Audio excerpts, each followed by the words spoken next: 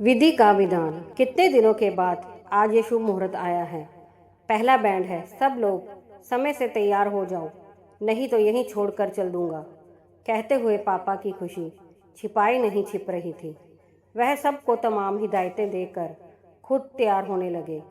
पापा को खुश देखकर मुझे याद आ रहा था कि वह सबसे हमेशा एक ही बात कहते, जब बेटी की पढ़ाई पूरी हो जाए और बेटे की नौकरी लग जाए तो विवाह करने में जरा सी भी देरी नहीं करनी चाहिए।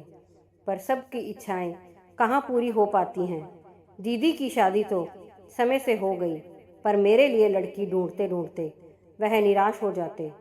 वीनू, भगवान ने इसके लिए लड़की कहीं बनाई है क्या?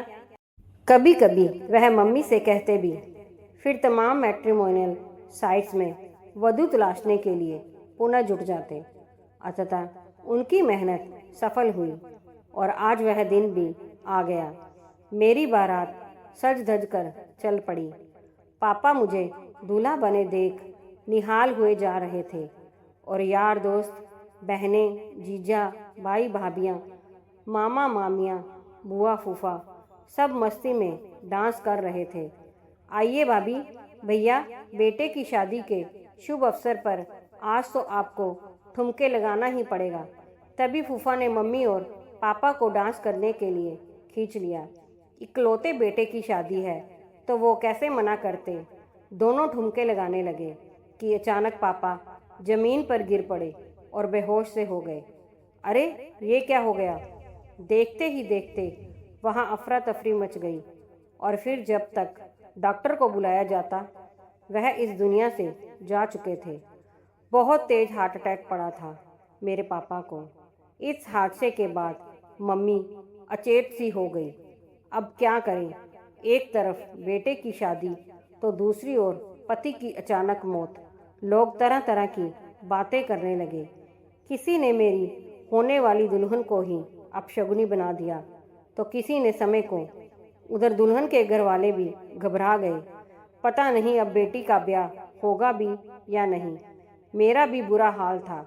मैं अपने को अपशकुनी मान रहा था। ना मेरी शादी होती, ना ही मेरे पापा जाते। मैंने शादी टालने की बात की, पर मम्मी ने हिम्मत नहीं खोई। अपने को संयत रख तमाम ऊंच नीच समझाकर पापा की आखिरी इच्छा पूरी करने की विनती कर मुझे मनाया। फिर दुल्हन के घर वालों से किसी से कुछ भी ना कहने की हिदायत देकर शादी की रस्में जल्दी से जल्दी निपटा कर विदाई करवाने की रिक्वेस्ट कर पापा के पार्थिव शरीर को लेकर वह घर चली गई। मैं दुल्हन लेकर घर पहुंचा तो रिश्तेदारों में खुसर फुसर चालू हो गई। चाची, दुल्हन आ गई है तो क्या करें? कौन उतारेगा? हम ही परछन दें? काहे की भाभी की ये हालत है और वैसे भी अब तो भाभी शगुन का काम नहीं कर सकती। कहते हुए नई दुल्हन का गृह प्रवेश कराने की रस्म करने के लिए बड़ी बुआ पूजा की थाली लेकर दरवाजे पर खड़ी हो गई। नहीं बुआ, नहीं। बुआ की बात सुनकर मैंने हाथ जोड़ लिए। प्लीज़, आप बुरा ना मानना, पर मम्मी ही ये रस्म करेगी, वरना हम अंदर नहीं आएंगे।